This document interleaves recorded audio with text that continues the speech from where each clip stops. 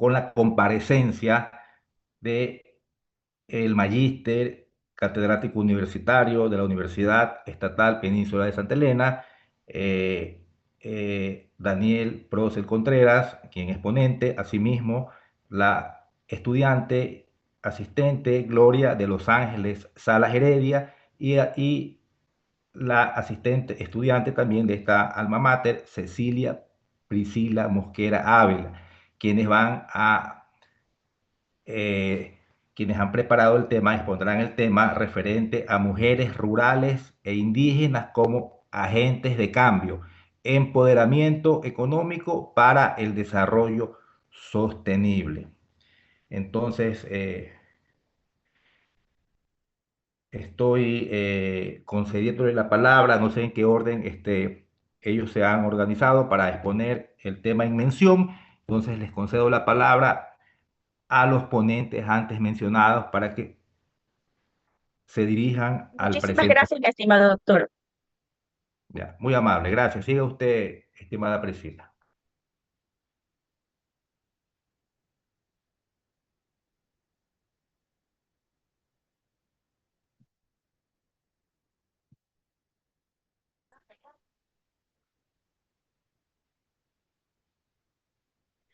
Mujeres rurales e indígenas como agente de cambio, empoderamiento económico para un desarrollo sostenible.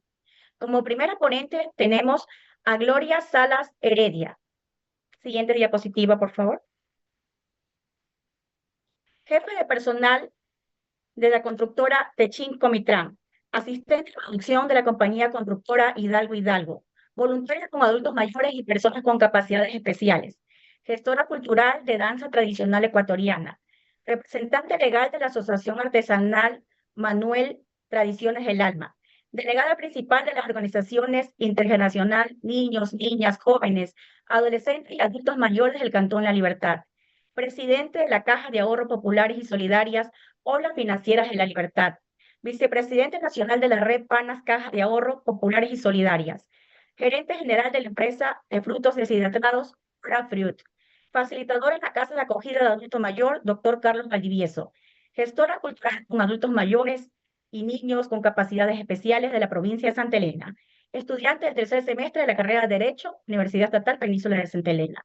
Como siguiente ponente tenemos Cecilia Priscila Mosquera Ávila, supervisora y administradora en Ramírez Asociados, coordinadora nacional en Fundación Jesús Carpintero, vicepresidenta de voluntariado Tren de la Esperanza, coordinadora general en la Ludoteca Consejo de la Judicatura Santa Elena, coordinadora del proyecto Adultos Mayores y Personas con Capacidades Especiales, coordinadora del proyecto Mendicidad en Santa Elena, asistente en consultorio FM Santa Elena, miembro activo de la FR G5 Artillería Atahualpa, capacitadora en mediación de conflictos, becaria de alto rendimiento académico y estudiante del tercer semestre de la carrera de Derecho de la Universidad Estatal Península de Santa Elena.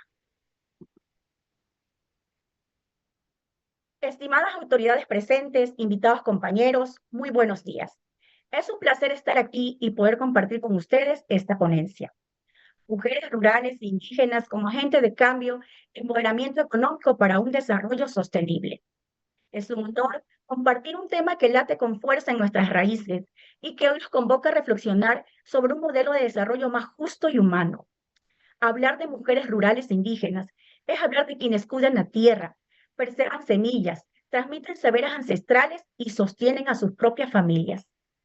Sin embargo, son aquellas que guardan la clave de un futuro sostenible para todos, tal como lo reconoce la Constitución en el artículo 283, al establecer que el sistema económico del país debe basarse en principios de solidaridad, justicia y sustentabilidad, valorando las economías comunitarias y rurales de formas legítimas de producción.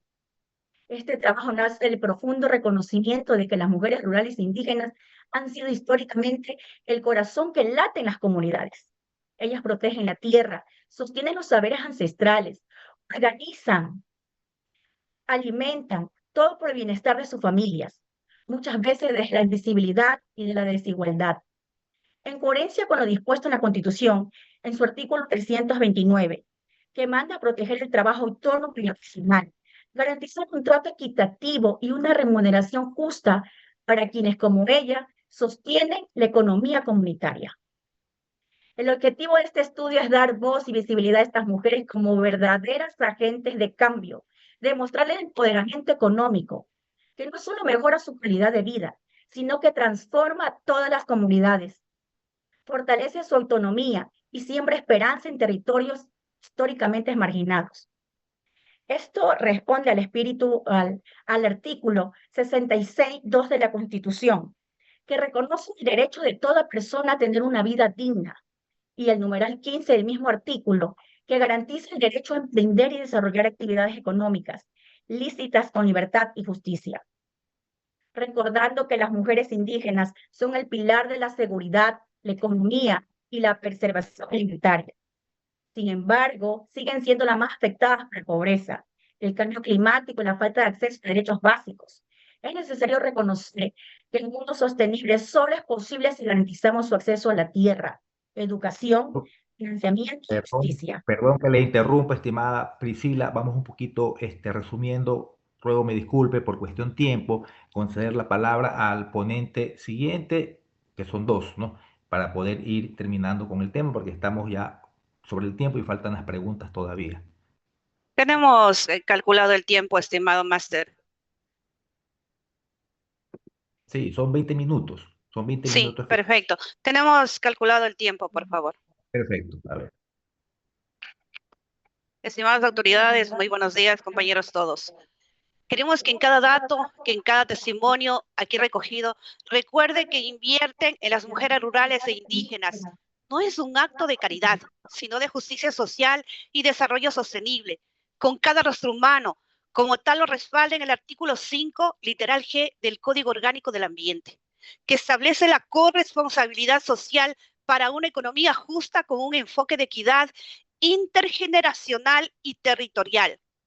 Señoras y señores, hoy no venimos solo a hablar de mujeres rurales, venimos a hablar de la voz de ellas, de las que caminan la tierra antes de que amanezca, de las que sostienen la tierra mucho antes de que el mundo las nombre. Esta investigación no se realizó desde la distancia ni detrás de un escritorio. Fue necesario caminar, escucharlas y vivir en in situ las experiencias de las mujeres como Isidora Simbaña, mujer indígena puruá del cantón Riobamba, comunidad Lictios, e Isabela Nagumbla, mujer indígena descendiente de los Quitucaras de la parroquia de Pintas, cantón Quito. Solo compartiendo sus jornadas, su silencio, su lucha, comprendimos que su trabajo no es solo economía, es identidad, cultura y memoria viva. Cuando una mujer rural o indígena recibe un precio justo por su verdura, sus hortalizas, su tejido, su maíz, su cebada y sus artesanías, deja de vivir al día y empieza a construir un proyecto de vida. Ya no solo alimenta a su familia, alimenta esperanza. Esta retribución justa le permite invertir en educación, en salud, en autonomía, y ahí se vuelve lo que real dice el artículo 283 de la Constitución, cuando habla de una economía solidaria que prioriza la vida sobre la acumulación desigual. Las mujeres que antes trabajaban en la sombra, como Isabel e Isidora, organizan redes de producción, venta comunitaria donde el precio no es impuesto, sino acordado con dignidad. Eso es exactamente lo que reconoce el artículo 329 de la Constitución, cuando declara que el trabajo artesanal comunitario merece valoración económica y social. Aquí quiero decir con claridad que hablar que un precio justo es hablar de justicia, es romper de un ciclo de desigualdad, donde se paga por poco que consideran un trabajo poco remunerado. Sin embargo, el artículo 8 del literal del Código Orgánico del Ambiente ya nos recuerda que los modelos de comercio deben tener responsabilidad comunitaria y sostenibilidad, los dos principios que estas mujeres aplican antes de la existencia de esta ley. Con ingresos dignos, estas mujeres no consumen, reinvierten, reforestan, cuidan el agua, guardan las semillas nativas y protegen la biodiversidad. Así, encarnan lo que establece en el artículo 5 del literal F del COA, que llama la producción responsable que cuidan los ecosistemas. el dinero que ellas reciben no se fuga, regresan a la comunidad, fortalecen el territorio, porque para cuando una mujer rural avanza, no avanza solo ella, avanza su familia, avanza la comunidad, avanza su lengua, su cultura, su montaña. Hoy, desde esta ponencia, no solo compartimos datos, honramos una verdadera y profunda realidad del trabajo de su tierra.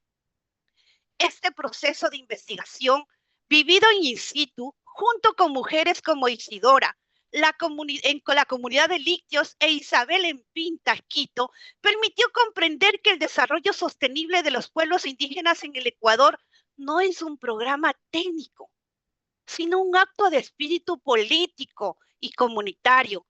Para estas mujeres, la Pachamama no es un paisaje, es un recurso, es la madre, es la raíz, es una memoria viva. Cuando alcanzamos la sostenibilidad económica, el poder de decisión y desarrollo deja de ser un discurso y se vuelve una acción concreta. Esto está alineado en el artículo 71 de la Constitución, que reconoce que la naturaleza como objetivo de derecho. En el artículo 72 obliga a restaurar el ecosistema afectado. Con ingresos injustos, Isidora hace un autoanálisis y dice: nosotros con ingreso justo protegeríamos la semilla de trigo, como las de mi abuela, como que cuidara sus memorias. Como Isabela Nagumbla, cuando lidera las mingas comunitarias para resguardar el agua, como resguardara el corazón de su pueblo. Ahí el artículo se vuelve territorio y la ley se vuelve vida. Estas acciones encarnan en el principio de precaución del ambiente, en el artículo 73 de la Constitución y el artículo 5 literal D del COA, que llama a invitar prácticas. Perdón que la interrumpa, estimada Gloria, excelente su intervención. Vamos simplificando porque estamos contra el tiempo. Entonces, para iniciar con Doctor las Contreras, con todo respeto, tenemos con el cronometrado. Tenemos cronometrado.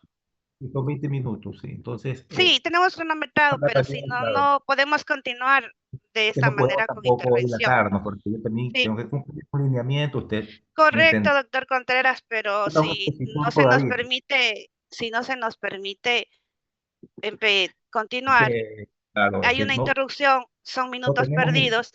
No tenemos el tiempo. Con todo gusto lo haría, pero no tenemos el tiempo. Nosotros tenemos cronometrado 14 minutos de intervención entre las dos compañeras.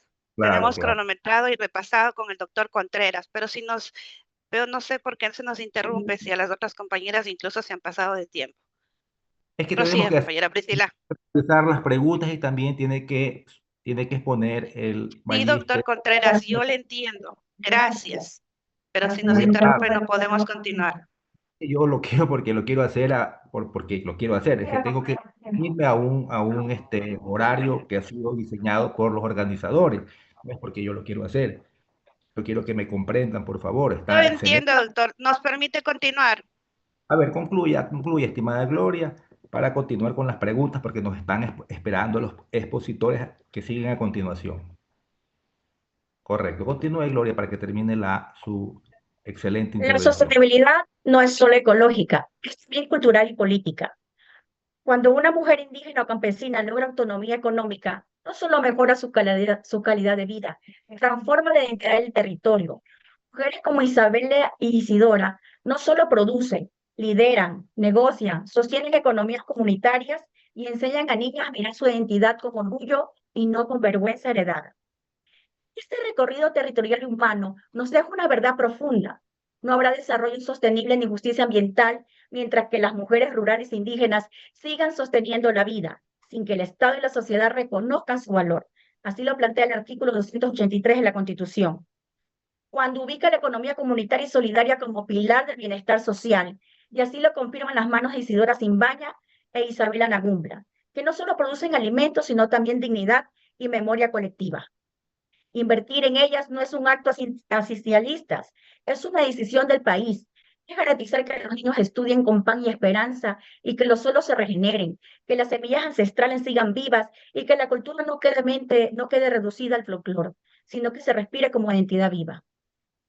Cada crédito justo, cada red de comercio comunitario, cada reconocimiento a su trabajo de cuidado es una acción que fortalece el territorio y rompe ciclos históricos de desigualdad. Se necesitan créditos pensando desde la realidad campesina, mercados sin intermediarios abusivos, políticas que reconozcan el trabajo de cuidado y espacios reales de participación política para que las mujeres que sostienen la vida del territorio. Porque la justicia no se proclama, se garantiza. La dignidad no se promete, se paga. El territorio no se protege solamente con leyes, sino reconociendo a quienes defienden con su vida. Que esta conclusión se convierta en compromiso y que este compromiso se convierta en acción y que la acción nazca como todo lo vivo, desde la tierra y desde las mujeres que la cuidan. Muchísimas gracias, estimada Priscila, ponentes que han intervenido, han realizado una excelente intervención, así como también la ponente Gloria Salas, que son estudiantes de interculturalidad, género y derechos humanos. Son mis estudiantes, grandes estudiantes del curso 3.3 Matriz. Entonces vamos a proceder a realizar las preguntas para que ellas puedan despejar las dudas. Aquí nos han enviado dos preguntas. La primera es, ¿cómo puede el derecho servir como herramienta efectiva para garantizar que el empoderamiento económico de las mujeres rurales e indígenas no sea solo un discurso, sino una realidad sostenible dentro de las políticas públicas del Ecuador? Entonces, para que las respondan, ya sea Priscila o la ponente Gloria, por favor. Adelante. Estimado doctor, solamente quiero concluir con esto. Claro, Gloria. Para cerrar, quiero decir algo que no como emprendimos en los libros, sino que caminamos en la tierra. La justicia no llega por decreto. Llega cuando una mujer puede mirar su trabajo y decidir con firmeza que este valor llega cuando Isidora en Lictios puede vender su tejido. Cuando Isabel en Pinta puede vender a precio justo su maíz. Es necesario decir que aquí no venimos a pedir reconocimiento, venimos a pedir dignidad para las mujeres indígenas a través de su precio justo y que su voz esté mañana en una mesa donde su voz sea escuchada, donde una mujer lidere con tantos obstáculos que se presenta hoy en la vida. Eso, estimado doctor. Listo. Vamos a realizar otra pregunta para que sea despejada a sí mismo por las dos ponentes, una de las dos ponentes. La segunda pregunta dice lo siguiente: en los procesos de empoderamiento económico de comunidades indígenas, ¿de qué manera se pueden equilibrar los valores culturales tradicionales con las exigencias del Ya mercado, voy. la economía global? A ver, El equilibrio escuchamos. nace desde el respeto. No se trata de reemplazar la cultura con el mercado, sino de dejar un puente tejido entre ambos mundos.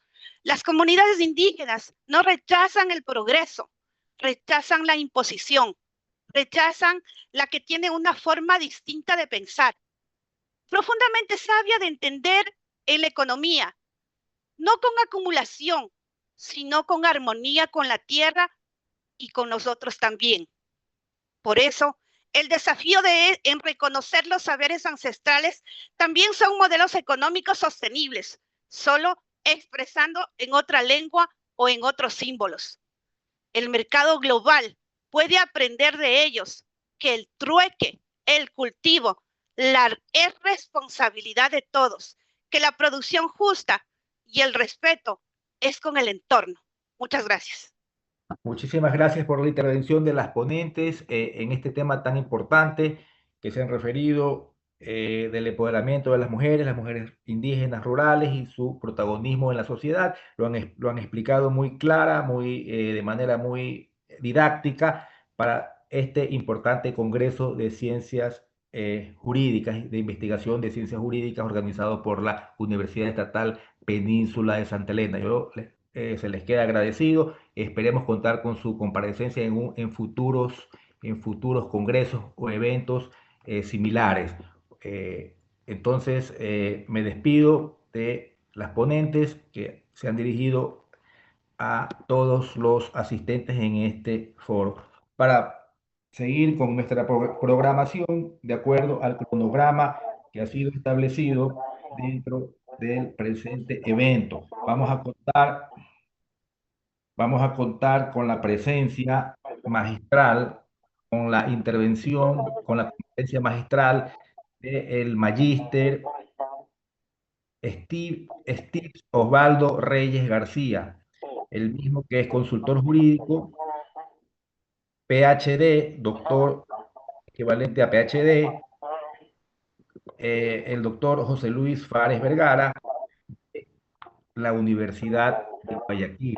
Entonces, el tema que se van a referir es el análisis penal y jurisprudencial de la prisión preventiva como pena anticipada en el sistema penal ecuatoriano. Repito, los exponentes son el magíster Steve Osvaldo Reyes García, consultor independiente, el PhD José Luis Párez Vergara por la Universidad de Guayaquil. Entonces, sin más que decir, les concedo el paso para que ellos puedan dirigirse a este foro, ¿no? A esta sala virtual. Buenas tardes, buenos días, estimados expositores. Continúen, por favor. Buenos días, doctor. Muchas gracias. Muy contentos de poder participar en este importante evento internacional y sobre todo escuchar las diferentes experiencias en el ámbito del derecho con las distintas temáticas que se han abordado. Nuestro tema es análisis doctrinal y jurisprudencial de la prisión preventiva como una pena anticipada en el sistema penal ecuatoriano. Este trabajo explora cómo esta medida, que debería ser excepcional, pues se ha transformado en una verdadera pena anticipada. Es un tema de vital importancia, sobre todo dada la crisis, el contexto que vivimos actualmente en Ecuador por la crisis carcelaria y la transgresión de derechos fundamentales en el país. Como usted lo mencionaba, junto con el doctor Steve Reyes Gracia, quien les habla José Luis Férez, abordamos esta temática como tal. Nuestro objetivo de la investigación es claro: analizar la aplicación de la prisión preventiva desde una perspectiva doctrinal y jurisprudencial para poder demostrar que su uso generalizado lo que ha provocado y ha convertido de facto es en una condena anticipada. Esto nos lleva a nuestro dilema central, y es que existe justamente una tensión intrínseca evidente entre, por un lado, el propósito legal de la medida, que es de naturaleza cautelar, es decir, asegurar la comparecencia del imputado, y por otro lado, su aplicación práctica, que opera como una punición anticipada. ¿Qué es lo que provoca esto? Obviamente la vulneración al principio de presunción de inocencia. Para esto, para llevar a cabo este análisis, utilizamos un enfoque analítico y descriptivo. Nuestra metodología se basó en una revisión bibliográfica exhaustiva, complementada con el método exegético, justamente para poder interpretar las tendencias y contrastar un poco diversas perspectivas sobre el tema, ¿no? Por el ámbito jurisprudencial y doctrinal. Implementamos un protocolo de búsqueda sistemático. Las fuentes que se priorizaron incluyeron literatura científica, jurisprudencia nacional e informes de organismos internacionales, y dimos prioridad a las publicaciones, sobre todo en los últimos 4 años. Dentro de esto, antes de abordar la temática en profundidad, es importante tomar en consideración el contexto. Debemos contextualizar nuestro estudio, sobre todo, como les decía, en la grave situación que atraviesa Ecuador, nuestro país, una de las crisis carcelarias más críticas de la región. Y la realidad penitenciaria justamente se caracteriza por un hacinamiento crónico que existe, ¿no? Violencia extrema y el control de los centros por organizaciones criminales. Las cifras que revelan son alarmantes. El impacto de esta crisis es dramático. La tasa de ocupación a 2023, que es lo que demuestra un alcance alarmante de 111, casi 112% a finales de 2023, lo que se traduce en condiciones de vida inhumanas y justamente una flagrante violación de los derechos fundamentales.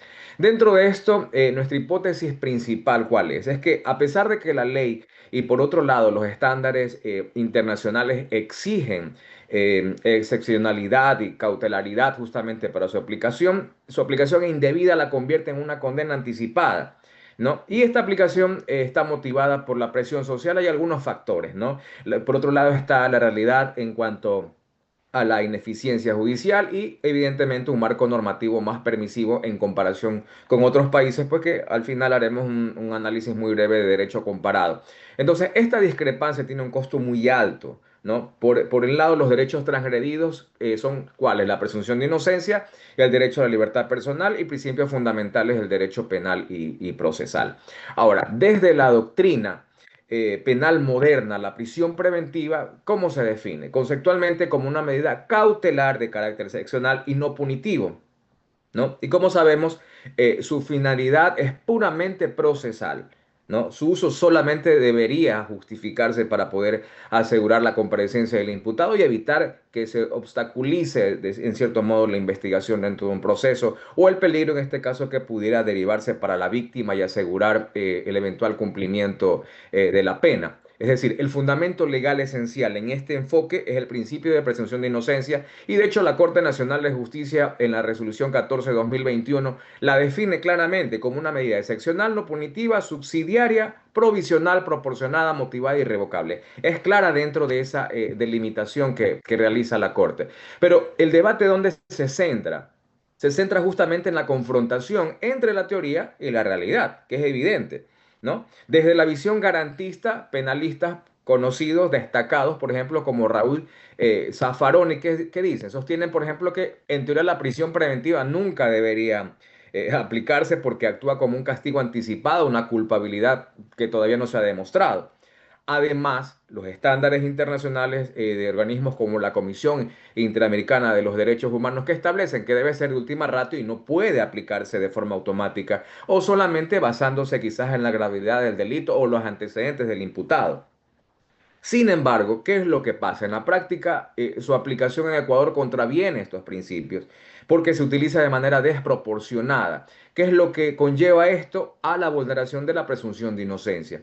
Entonces, los jueces a menudo, ¿no?, la adoptan de forma apresurada, sin la debida motivación, ¿no? Pero existe, por otro lado, una segunda visión, que es la visión del control social y que es lo que conlleva a que los jueces magistrados a veces se vean presionados hasta cierto punto, ¿no? Entonces, aunque es una visión, digamos, hasta cierto punto menos explícita en la doctrina, que se justifica en la práctica judicial y está orientada al control social dentro de un clima de inseguridad como el que actualmente estamos viviendo en Ecuador y en algunos países de la región, esta visión justifica su aplicación no solo por los riesgos procesales, sino por justamente las razones de preservación del orden público o también, por otro lado, como respuesta a la reacción del público. Entonces, aunque la CIDH, por ejemplo, lo considera legítimo, solo en casos excepcionales, valga la aclaración, esta influencia externa de la presión mediática, medios de comunicación, presión política incluso, la misma presión de estos grupos criminales, por ejemplo, y la demanda social de soluciones punitivas, terminan influyendo directamente en las decisiones judiciales. Entonces, de esta forma, la prisión preventiva se convierte ¿en qué? En una herramienta para dar un alivio, si cabe el término, a esta presión como una respuesta inmediata a esa percepción de impunidad que se tiene, ¿no? Entonces, dentro de estas discrepancias, en el ámbito jurisprudencial encontramos discrepancias significativas. La Corte Constitucional del Ecuador, por un lado, ha impulsado lo que tiene que ver con la proporcionalidad y excepcionalidad, ¿no? De hecho, fue un hito la sentencia 820-CN-21 que declaró, por ejemplo, inconstitucional la prohibición de sustituir la prisión preventiva en delitos con penas superiores a 5 años. Pero esta decisión buscó alinear un poco la práctica con la presunción de inocencia, reafirmando que la medida debería ser de último recurso. No obstante, hay una tensión con la Corte Nacional de Justicia. Si bien la Corte insiste en el carácter de última ratio y no punitivo, otra de sus resoluciones genera un problema de fondo. ¿Qué ocurre? Esta tensión se manifiesta en una resolución 02 de 2023 que establece que el plazo de caducidad de la prisión preventiva se interrumpe ¿cuándo? Con la simple decisión oral de la sentencia. ¿Ya? Entonces, la consecuencia práctica de esto obviamente es grave, ¿no? Y ahí viene el tema de la controversia, porque por un lado permite la prolongación y definir la prisión de la libertad. ¿Y esto que constituye? Una violación clara, una vulneración de los plazos máximos constitucionales que se establecen, por ejemplo, en el artículo 77, numeral 9 de la Constitución de la República. Y va también en contra de la seguridad jurídica y el debido proceso. Como resultado, esta Estimado falta de doctor, coherencia en las altas disculpe, cortes crea un vacío legal. Díganme. ruego disculpe mi interrupción, estimado doctor, hasta las 11:20, hasta las 11:20 es su intervención para darle paso al siguiente expositor dentro del tema que están defendiendo, que están exponiendo. Ya, sí, bueno, Ah, como muy, estamos corriendo con el tiempo, voy a avanzar un muy, poco al muy tema gentil, de las conclusiones, no hay problema. muy Ya, agradecido. perfecto. A ver, aquí estamos entonces con el tema de las conclusiones, ¿no? Entonces, todo este contexto me hubiera gustado profundizar quizás un poco en el tema del derecho comparado a cómo se maneja quizás también en otros países. Pero bueno, pena anticipada. ¿No? Nuestra primera conclusión es contundente. La aplicación de la prisión preventiva en Ecuador ha superado su finalidad cautelar y se ha consolidado como una pena anticipada que contraviene el principio de presunción de inocencia y obviamente ha desnaturalizado su propósito original, que es asegurar únicamente los riesgos procesales. Entonces, esta falta de coherencia y la interpretación por los operadores de justicia exacerba esa presión social. ¿Ya? Y por otro lado, algunas contradicciones que existen pues, en la jurisprudencia de altas cortes presentan contradicciones, como hemos visto, que permiten la prolongación de la privación de libertad por un lado, mirando la seguridad jurídica y por algunos elementos que tienen que ver principalmente con la presión en el ámbito social, en el ámbito político, que en algunos casos excepcionales la Corte Interamericana de los Derechos Humanos lo justifica, pero tampoco lo generaliza. En honor a tiempo, hasta aquí mi intervención. Muchísimas gracias al doctor José Luis Férez por su brillante intervención referente a las medidas cautelar de prisión preventiva, la cual, pues como lo dijo claramente, tiene que ser una cosa es lo que dice la teoría, otra cosa es lo que se aplica, lo que aplican los operadores de justicia, por ser una medida cautelar de última ratio, de carácter excepcional, no solo conforme lo reza nuestra Constitución, sino los derechos, la Declaración Universal de los Derechos Humanos. Es un tema muy bonito, muy actual, estoy segurísimo que en otro momento contaremos con la intervención con la ponencia de tan distinguido jurisconsulto. Entonces vamos a continuar con la comparecencia del PhD José Luis Fares Vergara en representación de la Universidad de Guayaquil para que exponga su magistral tema, ¿no? El tema en referencia. Adelante, Doctora, doctor. acabo de intervenir justamente con el doctor Steve Reyes, que él estaba para contestar las preguntas. Ah, perfecto. Entonces, vamos a Sería la recibir, siguiente, sería la siguiente, o no sé si vamos tienen a, alguna pregunta. sí, vamos a continuar con las preguntas de los asistentes en este foro. En este caso, el asistente Johnny Luis Barzola va a formular la siguiente pregunta para que se le dé acceso al micrófono, por favor, al asistente Johnny Barzola. Hola, sí, muy buenas tardes. ¿Sí me escucha, doctor? Se Aló. escucha, se escucha. Sí se Ya. escucha. Ya, doctor, muy buenos días. Tengo una pregunta, mi estimado doctor. Ante el principio de presunción de inocencia y ante la prisión preventiva, ¿qué sucede al momento de ser declarado inocente luego de un año de prisión en que caduca la prisión preventiva y sea declarado y ratificado el estado de inocencia?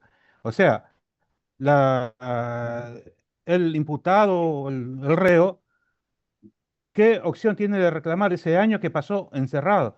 Si estamos asumiendo de que no es un adelanto a la prisión o a la pena, y si es declarado inocente, ¿qué pasa con aquello? Exacto, doctor. Me gustaría dar paso a mi colega el doctor Steve Reyes para que también tenga la participación y pueda contestar a la pregunta dentro de nuestra ponencia. No sé si le pueden habilitar el micrófono. Bueno, al doctor Steven Steve Reyes, Reyes gracias. le habilita el micrófono por parte del administrador del chat, por favor.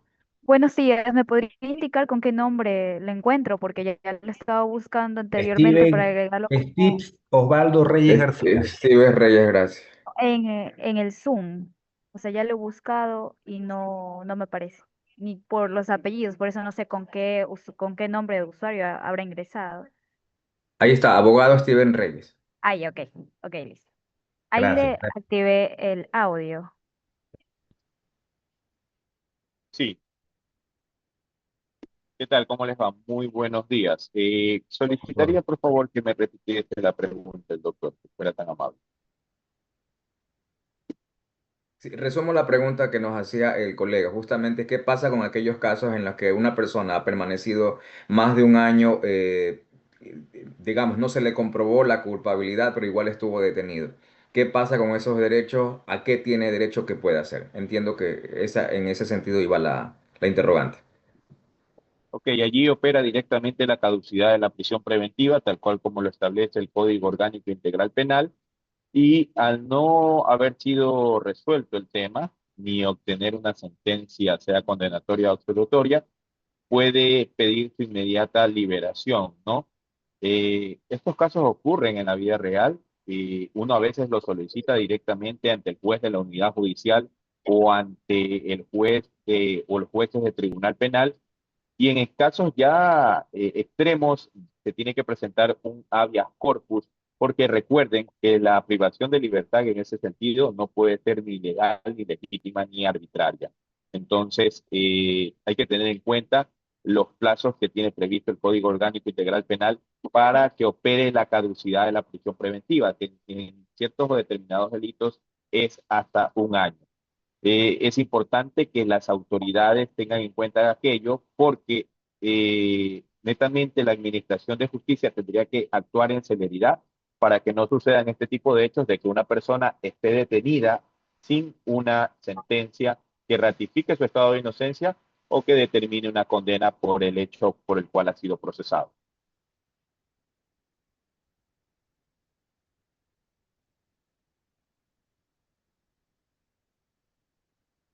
Al asistente, estudiante Ronnie Arellano para que la formule a los expositores, por favor.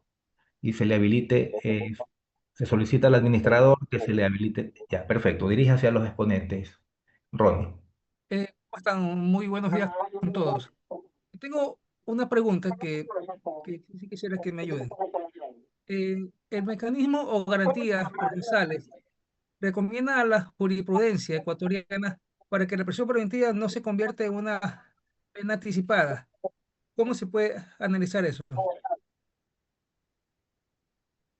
Sí, a ver, el Ecuador ha ratificado varios tratados internacionales en ese sentido, donde la Corte Interamericana de Derechos Humanos ya ha establecido de que no debería de considerarse la prisión preventiva como una pena anticipada y sino no más bien mantener los fines que tiene directamente la prisión preventiva. ¿Cuál es la finalidad de la prisión preventiva? Que el procesado comparezca directamente al proceso, que no existe un riesgo de fuga, mas no habla sobre una pena anticipada. Bajo este concepto, se ha reformado varias veces el Código Orgánico Integral Penal, inclusive la propia Corte Nacional se ha mantenido o ha ratificado conceptos específicos acerca de la finalidad de la prisión preventiva y establece que el fiscal deba de sustentar motivadamente por qué las otras medidas cautelares alternativas a la prisión preventiva no serían necesarias y por qué sí tendría que darse la más restrictiva, que sería la prisión como tal. Y en ese sentido también obliga no solo a que el fiscal motive esa petición, justifique esa petición, sino que el juez motive por qué motivos concedió directamente esa prisión preventiva. Lastimosamente lo que sucede actualmente es que esta petición o esta justificación del fiscal no se da con los verdaderos elementos que contempla el Código Orgánico Integral Penal, que son 4 elementos, tal cual como lo establece el articulado, y el juez en sus motivaciones expida directamente sentencias o resoluciones que podrían ser apelables en ese sentido ante una corte provincial. Pero la obligación es, bajo el principio de legalidad, de cumplir la normativa y de que de una u otra manera, tanto se justifique y luego se motive al momento de dictar prisiones preventivas en concordancia, no solo que establece la Constitución, sino también los tratados internacionales que ha ratificado el Ecuador en materia de derechos humanos y en materia penal. Gracias, Eh, abogado. Muchas gracias. Ya, Gracias, muchísimas doctor. gracias a los comparecientes. Realmente es un tema tan importante, inclusive álgido, ¿no? Que merece en otro momento, que sea la oportunidad, abordarlo de una manera un poquito más amplia, pero por cuestiones de tiempo no podemos, no se puede sustanciarlo de manera más eh, amplia, ¿no? Y más eh, directa. Entonces vamos a agradecerles a los conferencistas, José Luis Férez, que quien nos antecedió, me antecedió en la palabra, y al doctor que también me antecedió en la palabra. Vamos a dar paso a los siguientes conferencistas de acuerdo al orden que ha sido programado en este foro el día de hoy. Al doctor, vamos a presentar en este momento al magíster Andrés Zuleta Araque, profesor de Derecho Penal, un doctrinario dogmático del derecho penal muy reconocido aquí, no solo en la Universidad Estatal Península de Santa Elena, sino a nivel nacional, un jurista muy destacado que tenemos el honor de recibirlo, asimismo a la estudiante Ariana Yambay Solórzano.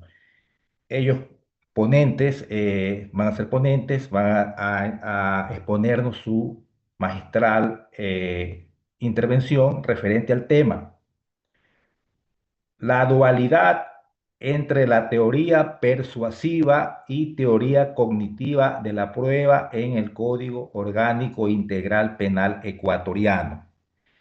Entonces, ese es el tema el cual van a exponer de manera magistral, como les decía, el máster Andrés Zuleta Araque y la ponente Aida Ariana Yambay Solórzano. Entonces yo les cedo el paso para que ellos, no sé cómo estarán, como el orden que ellos han dispuesto, pero les concedo la palabra para que se dirijan a todos los participantes de este congreso.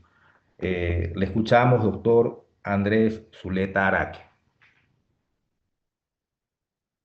Muy buenos días con todos, estimado doctor Contreras, gracias por la presentación. En este caso, dado que esta investigación se ha hecho con la querida alumna Aida Yambay, le damos la palabra a ella de primera mano y yo la tomaré al último. Gracias, doctor. Ya, ¿sí me escuchan? Perfectamente. Ya, sí. Muy buenas tardes a todos y a todos los presentes. Mi nombre es Aida Ariana Yambay Solórzano. Soy estudiante de la carrera de Derecho de séptimo semestre, paralelo 2. Antes de iniciar con la ponencia, en la cual se abordará un gran tema de interés jurídico, quiero expresar mi más sincero agradecimiento al Congreso Internacional de Investigación Jurídica por brindarnos esta valiosa oportunidad de compartir y enriquecer conocimientos, tanto nosotros como estudiantes, como para los docentes y los profesionales aquí presentes. Asimismo, entiendo un cordial saludo a las autoridades organizadoras y a mis docentes aquí presentes. Y también a mi tutor, el doctor Andrés Zuleta, cuyo apoyo y compromiso hemos realizado un enfoque investigativo en base a este tema. ¿Sí? Ya. El tema en que se trata el día de hoy es sobre la dualidad de la teoría persuasiva, y la teoría cognitiva de la prueba en el Código Orgánico Integral Penal Ecuatoriano. ¿Sí? Vamos a hacer un análisis crítico de la teoría persuasiva y teoría cognitiva dentro del sistema probatorio penal ecuatoriano para la identificación dogmáticas de estas normativas y principios. También vamos a ver cuáles son estas comparaciones de estas normativas y la relación que tiene en su aplicación dentro del Código Orgánico Integral Penal Ecuatoriano. Vamos a iniciar más que todo hablando sobre estas teorías, muy interesantes y aplicables dentro de la práctica probatoria, vista en la finalidad del proceso penal, en lo cual es uno de los puntos más debatidos en la actualidad. En el ámbito del derecho procesal, la prueba constituye uno de los elementos más esenciales de administrar justicia, pues a través de ello se busca determinar la verdad de los hechos alegados por una de las partes.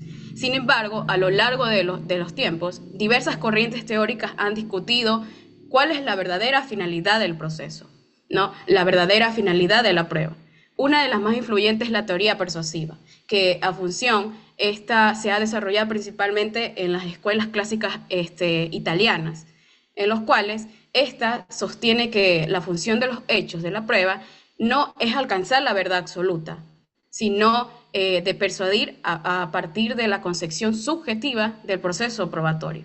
Es decir, donde el juicio no busca la verdad objetiva y que cumpla su finalidad, sino que se logra al convencimiento del juez. Tras valorar un acuerdo de lógica y las apariencias que comenzaron con los hechos que ocurrieron tal como una de las partes lo puede afirmar. No obstante, esta concepción también ha recibido críticas por algunos autores, que la finalidad de la prueba se limita a persuadir, es decir, se corre riesgo de que el proceso se aleje de la verdad real, cuando se base únicamente de la habilidad argumentativa de las partes. En estas instancias, su relevancia es que nos recuerda que el proceso judicial no busca una certeza absoluta, sino decisiones justas y fundamentadas a la persuasión impulsadas por las autoridades. ¿Sí? Uno de los autores que yo quiero señalar aquí dentro de las diapositivas, como ustedes pueden ver, es el autor Michele Tarufo, en los cuales él nos fundamenta una gran relevancia a estas teorías. Él nos dice que, a diferencia de la teoría persuasiva, que cuenta o se centra de la prueba en la convicción del juez, la teoría cognitiva sostiene que la función esencial de la prueba es conocer la verdad de los hechos, aproximándose lo más posible a la realidad objetiva.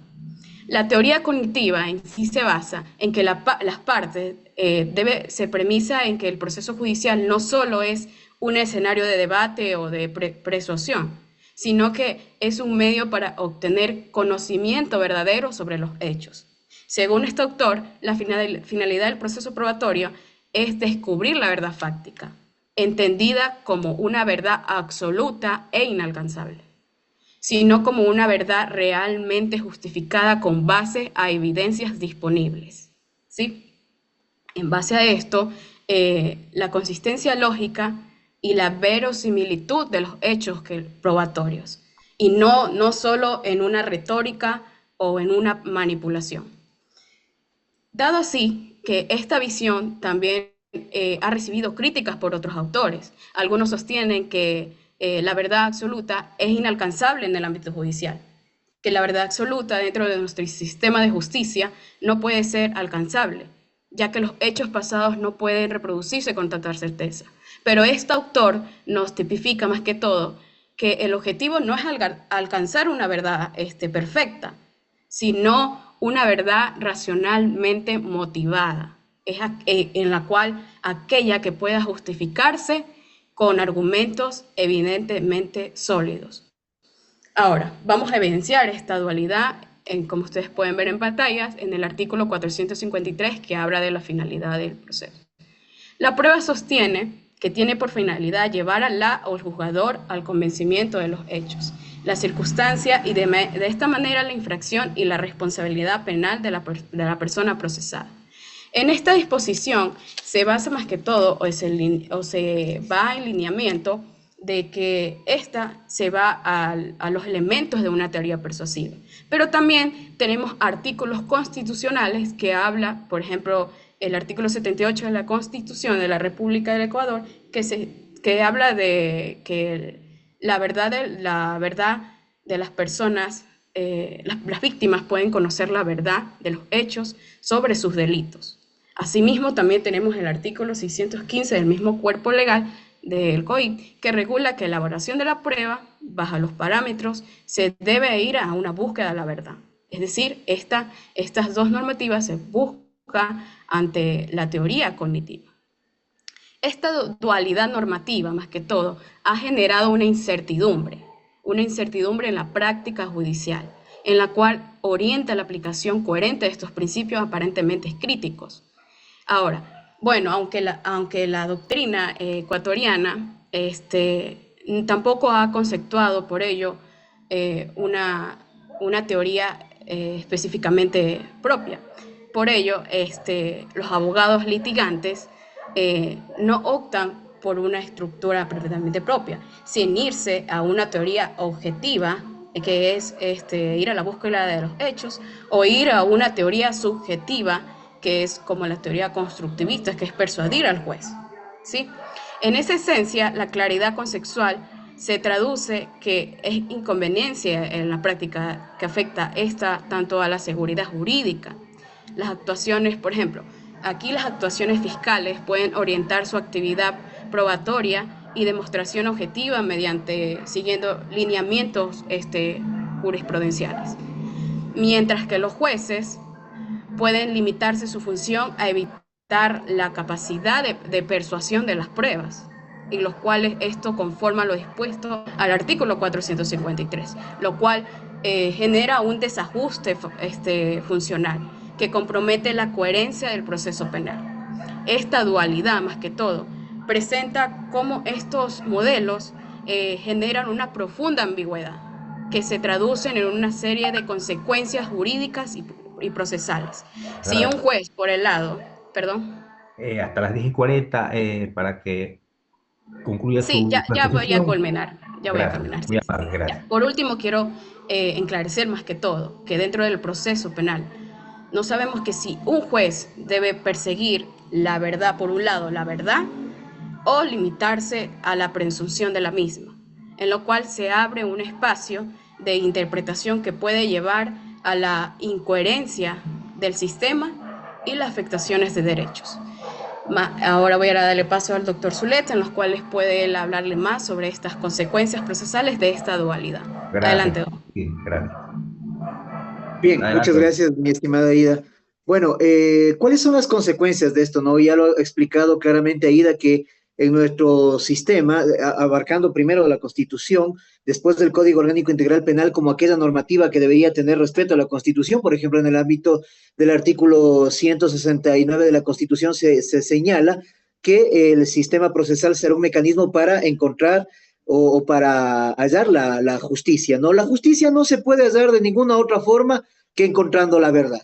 Y la verdad la podemos encontrar a través de este sistema procesal, tanto en materia civil, pero asimismo en materia penal. En materia civil es un poco más complejo el asunto. El Código Orgánico General de Procesos dice que se llegará a la verdad procesal. Sin embargo, en el Código Orgánico Integral Penal se señala de primera mano que hay una teoría persuasiva de la prueba. La finalidad de la prueba es persuadir al juez, es convencer al juez. Yo lo puedo hacer mediante cualquier método. Si yo soy un abogado que especializado en la retórica, evidentemente de pronto el juez se puede convencer por esto. Si yo soy un abogado al cual me precede la fama porque soy un dogmático, un doctrinario, he escrito obras y todo lo demás, posiblemente impacte al juez para que me dé la razón. Sin embargo, eso no quiere decir que se ha buscado llegar a la verdad, ¿no? El Código Orgánico Integral Penal también señala que uno de los derechos de la víctima es llegar a conocer la verdad de los hechos. Entonces, nos encontramos en esta dualidad. Cuando nos encontramos en esta dualidad, el juez, ¿qué es lo que tiene que hacer? Es evidentemente, en virtud de no sacrificar este principio de justicia, tratar de acercárselo más a la verdad. Porque si no, estamos en este sistema en el cual, como vuelvo a repetir, la verdad quedará sacrificada, la justicia quedará sacrificada únicamente para dar espacio a otro tipo de destrezas que tenga el abogado, destrezas que tenga la persona que resulta ser defensor o fiscal, y esto generará impunidad, ¿no? Hay algunas otras más consecuencias que se puede plantear dentro de esto. Sin embargo, entiendo que estamos con el tiempo, así que vamos a dejarlo hasta ahí, y esto será también motivo para que presentemos un trabajo escrito junto con Aida, que será mucho más amplio en cuanto a esto. Muchas gracias a todos. Muchísimas gracias, estimado doctor Zuleta, por su brillante intervención, despejando muchas dudas y nutriéndonos de conocimiento importantísimo en lo que es derecho penal y las estrategias de litigación dentro del juicio oral. Este, Héctor querido, yo quisiera que también se le pueda reconocer el gran trabajo que ha hecho nuestra querida Aida, ¿no? Porque ha sido un gran trabajo el que ella ha hecho por, por supuesto, investigando y también exponiéndonos a nosotros por este tema. Por supuesto, gracias, doctor. Sí, la estudiante Aida Yambay Solórzano ha asimismo participado de manera magistral. Se debe reconocer, en honor a la verdad, su importante aporte en el tema que se ha abordado en esta mañana, referente al derecho penal y el sistema probatorio. Entonces, un sincero agradecimiento a la estudiante Aida Yambay, una futura profesional brillante de aquí a poco tiempo. Vamos a receptar preguntas dirigidas para los ponentes. En este caso, Elvis Tomala quiere formular una pregunta. A ver, le escuchamos. Que se le habilite el micrófono, por favor, por parte del administrador. Ya está habilitado Hola, para el participante. Gracias. Muy amable, gracias. hola, ¿me escucha? Sí, perfectamente. Ya, muy buenos días con todos. Esta pregunta va dirigida a la compañera que hizo su ponencia, la compañera Aida. ¿Usted cree que la teoría persuasiva no debería ser utilizada dentro de la práctica probatoria? Efectivamente, la teoría persuasiva debería ser aplicada, pero debemos, más que todo, primordiar la teoría cognitiva, que es ir hacia la búsqueda de realidad de los hechos. Debo argumentar, si me permite unos minutitos, que la estudiante de la ponencia del doctor Zuleta del día de ayer, ella argumentaba más que todo una pregunta referente a esto. ¿Por qué? Porque dentro del caso que el doctor Zuleta exitosamente ganó, simplemente se iban a ir sobre una persuasión del convencimiento del juez de unos hechos irrelevantes que supuestamente fueron dentro del caso. Pero gracias a la búsqueda de la verdad probatoria, los esclarecimientos de los hechos verdaderos que fueron descansados hacia su veracidad, estos fueron comprobados y fueron expuestos por el doctor Zuleta. ¿Sí? Y así, más que todo, en que me quiero referir es que la teoría persuasiva no debería ir como de antemano como la última opción, sino en realidad agotar todas las instancias, porque claro que no se va a recolectar unas pruebas verdaderamente perfectas, sino que se busca asimilarlas para que tengan efecto y estén debidamente justificadas para que el juez pueda dar su veredicto. Entonces, de esto se trata, que la teoría cognitiva se vaya en búsqueda de la verdad de los hechos y que de ahí, por naturaleza, esté la persuasión al convencimiento del juez de cómo realmente pasaron los hechos y que estos sean relevantes. Perfecto. A la ponente Alicia Yambay Solórzano ha Es explicado. Aida. Aida. Bueno, ¿alguna otra pregunta que quiera realizarle al doctor Andrés Zuleta o a la estudiante Aida Yambay? Estamos dispuestos a escuchar. Bueno, Solo una no, pequeña cosita, Héctor, solo para complementar rapidito lo por que ha supuesto. dicho nuestra querida Ida, Digo que- es que este desarrollo investigativo dentro de lo que se conoce como la teoría cognitiva de la prueba está muy en boga hoy en la Universidad de Girona, una universidad de España, a cargo del doctor, sobre todo la cátedra de cultura jurídica del doctor Jordi Ferrer Bertrán, Carmen Vázquez y todas las personas que dan cátedra en esta maestría, ¿no? Y es importantísimo, Michele Tarufo, por ejemplo, que ya lo mencionó Aida, que están trabajando mucho sobre investigaciones, y no solo en este campo, en el campo de la prueba testimonial, de la prueba pericial, etcétera, ¿no? Bueno, eso nada más como aporte, mi querido Héctor. Querido doctor, bueno, vamos a dar paso a la asistente Silvia Gómez para que se dirija a uno de los dos ponentes que ella haya elegido. Le damos el paso para que ella comparezca y se le habilite el micrófono, por favor. ¿Me escuchan? Buenas tardes, buenos días con todos. Se le escucha claro y fuerte. Perfecto. Entonces, ¿cuál de estas dos teorías, doctor, serían las que deberían prevalecer en la decisión del juez? ¿O las dos tienen en este caso la misma correlación en el momento de la decisión de los jueces en sentencia? Para nosotros es indispensable, tal y como lo ha dicho Aida, que el proceso se trate de acercar lo más a la verdad que se pueda. ¿Y por qué? Porque en el proceso penal no se juega lo mismo, los mismos intereses jurídicos que se juegan en el proceso civil. Es decir, en el proceso penal está en juego la libertad de la persona, la vida de una persona, y en nuestro sistema carcelario muchas cosas más quedan en juego, ¿no? En el proceso civil, claro, está el patrimonio de la persona, tenemos un pagaré a la orden que se tiene que cobrar, tenemos un embargo, cosas así, ¿no? Por mencionar algunas nada más dentro del campo amplio civil, pero en el tema penal los intereses son otros y son mayores. Entonces, dado esos intereses mayores, no podemos quedar a merced de una teoría que implica no hacer los mayores esfuerzos para alcanzar lo más que se pueda llegar a la verdad. ¿Sí? Ya lo ha dicho Aida, no podremos llegar a una verdad absoluta, pero acercarnos lo más que podamos ahí. Y eso es importante. Entonces, de ahí el tema de la persuasión, de cómo persuadimos al juez, es otra cosa. Estamos hablando de pronto de destrezas de litigación oral o cosas, por puntualizar en algunas nada más, no en todas. Pero en todo caso, para mí siempre será importante querer alcanzar la verdad por los intereses jurídicos que están, o por los bienes jurídicos que están en juego. Eso, mi querida Silvia. Efectivamente, esclarecer los hechos a su finalización y acercarnos hacia una veracidad de los hechos meramente relevantes. No me queda más que agradecerle al doctor Andrés Zuleta Araque y a la estudiante Aida Yambay Solórzano por su brillante exposición.